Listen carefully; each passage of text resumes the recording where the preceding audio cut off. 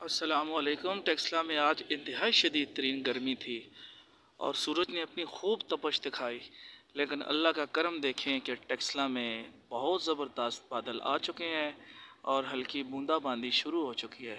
अल्लाह से दुआ है कि अल्लाह ताला इंतहाई आसानी वाली रहमत वाली बारिश अता फरमाए, ताकि जिससे गर्मी का ज़ोर भी टूट जाए और मौसम भी सुहाना हो जाए, ताकि लोगों के लिए गर्मी में आसानी हो जाए। ये देखें टेक्सला में गहरे स्याह काले बादलों का हसीन मंजर। वाह जी वाह।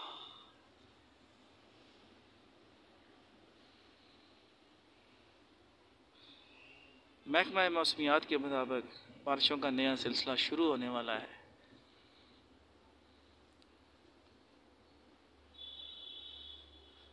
घने स्याह बादलों में हल्की हल्की गरज भी मौजूद है।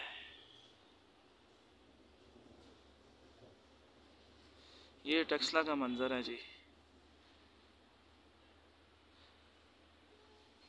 मौसम काफ़ी सुहाना हो चुका है।